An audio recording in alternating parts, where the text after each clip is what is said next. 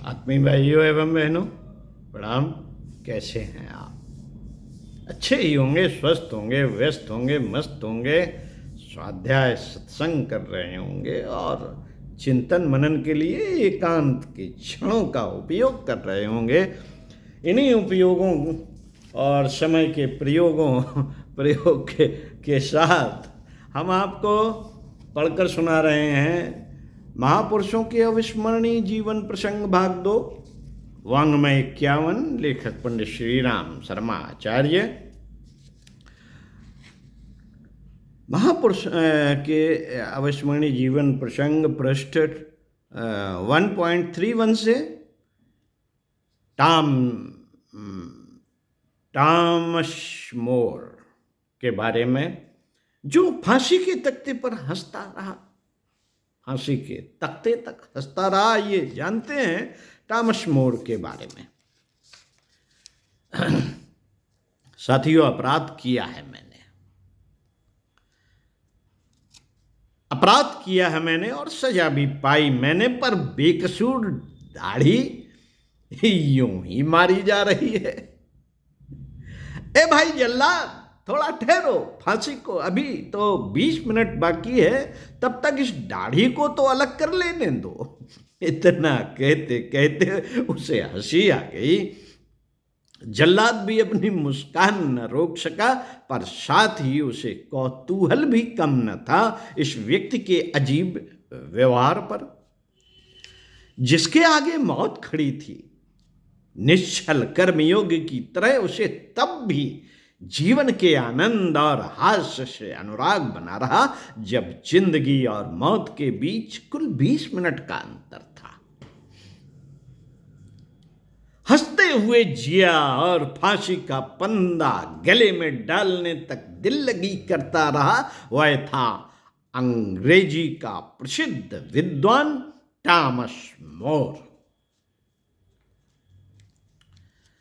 मनुष्य जीवन का सत्य हास्य है, आंतरिक प्रफुल्लता है, फूलों के सौरभ जैसी मुस्कान है। इस तथ्य को सही अर्थों में समझने वालों में टॉमस मोर थे। इसमें संदेह नहीं कि यह आनंद जीवन का अंतिम ध्येय है, पर क्या वह धन से उपलब्ध हो सकता है? नहीं। कंचन और कामनी में क्षणिक सुख है और विषाद अधिक। इनमें आज तक किसी को सुख नहीं मिला। लौकिक उपलब्धियां आनंद की प्राप्ति में सहयोगी भले ही हों, पर उनका उद्गम मनुष्य के अंतःकरण में ही है। विनोद उसका स्वरूप है और हास्य उसकी आत्मा। जो इसे पा गया, सचमुच उसने जिंदगी का आनंद पा लिया। सर टॉमस मोर का संबंध सदैव ही मनुष्य जीवन की गहराइयों से रहा। वह एक संपन्न व्यक्ति थे। साधन और संपत्ति का उन्हें अभाव न था, पर अपने आदर्शों को वे इन सब से उच्च मानते थे। सांसारिक संघर्षों से एक वीर योद्धा की भांति जूझते रहे, फिर भी उनकी सरलता और प्रफुल्लता का निर्जर प्रवाह कभी आगतशील न हुआ। उनका हास्य क्षणिक न था, वरन उसमें एक अभिनव पुरातन छिपा हुआ था। उनकी हंसी व्यंग्य या विद्रूप न थी, वरन वह आत्मा समीपवर्ती वातावरण को हास्य विभोर रखते थे। प्रतिपक्षी भी उनका साहचर्य पाने के लिए सदैव उत्सुक बने रहते थे। साथियों, टॉमस मोर का जन्म लंदन में सन 1450 के लगभग हुआ था। हेनरी अष्टम ने उनकी विद्वता से प्रभावित होकर लॉर्ड चांसलर नियुक्त किया। इसके पूर्व जब मोर पार्लियामेंट के मेंबर थे, तो सप्तम हेनरी के साथ इनका विवाद हो गया था, पर वे अपने आदर्शों से एक पल भी विचलित न हुए। इसी बीच सम्राट ने, जिन्होंने टॉमस मोर को लॉर्ड चांसलर का गौरवपूर्ण पद प्रदान किया था, अपनी धर्मपत्नी कैथराइन को तलाक दे दिया। अब तक लोग यह समझते थे कि मोर मस्त प्रकृति का व्यक्ति है, विद्वान भी है, पर अब लोगों ने यह भी देखा कि उनके अंतःकरण में मानवता के प्रति उत्कट उत्सर्ग का भाव भी भरा हुआ है। सदैव हंसता रहने वाला व्यक्ति जीवन की गहराइयों से मूर्छा लेने का साहस भी रखता है। उसने अपने पद से इस्तीफा दे दिया और हेनरी के खिलाफ बगावत कर दी। एक दिन उनकी पत्नी और बच्चे पास आए और समझाने लगे कि आप अपने विचार बदल दीजिए। बादशाह का विरोध करने से हम नष्ट हो जाएंगे।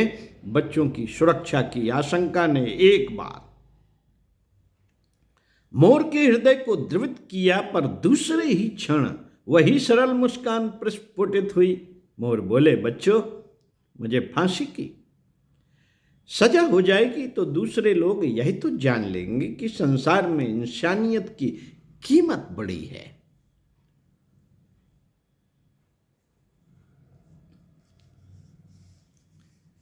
शैतानियत से घृणा हो जाएगी। मेरे जीवन का यही उद्देश्य है कि संसार के प्रत्येक व्यक्ति को मानवीय अधिकार मिले, किसी आत्मा को कुचला न जाए। मैं हंसता हूं कि सारे विश्व में हंसी और आनंद फूट पड़े। यदि तुम्हें मुझसे प्यार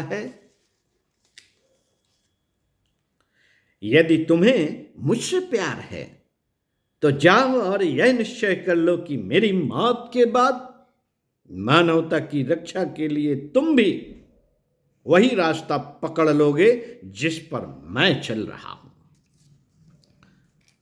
साथियों, संसार में चाहे वह ईसाई धर्म रहा हो, बौद्ध या हिंदू, जितने भी महापुरुष, संत और सुधारक हुए हैं, इन सबको प्रतिक्रियावादी तत्वों का कड़ा मुकाबला करना पड़ा है और इसमें उनकी जानें भी चली गई हैं। पर इससे जो प्रभाव उत्पन्न होता रहा है, उसी से सनातन सत्य की रक्षा और विजय होती रही है।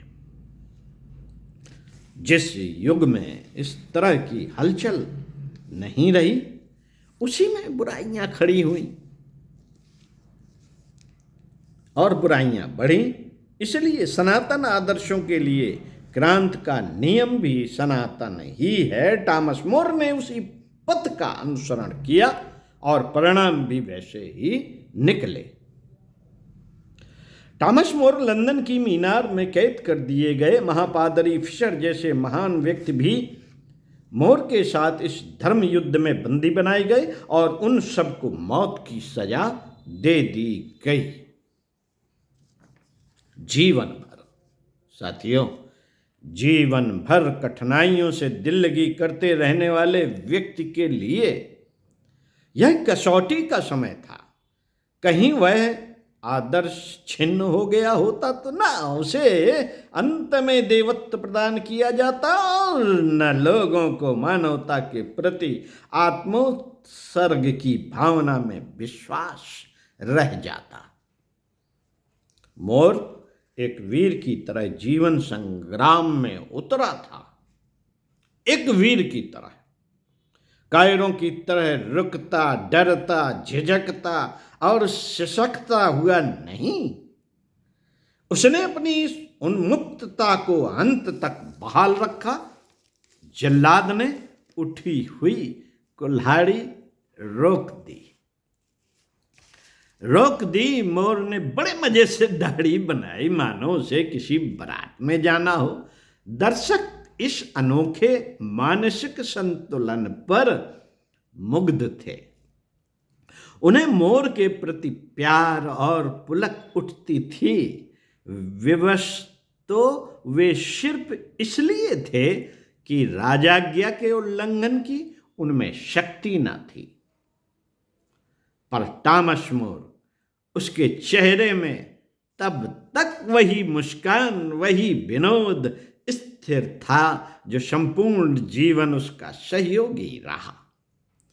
उसने ऑफिसर को बुलाकर कहा, ए भाई, थोड़ा हाथ लगा दे तो मैं तख्ते पर चढ़ जाऊं, मेरा शरीर तो फिर अपने आप नीचे आ जाएगा, पर वहां थोड़ा संभाल कर जोर लगाना, मोर का मोटा शरीर कहीं आप पर ही ना गिर पड़े।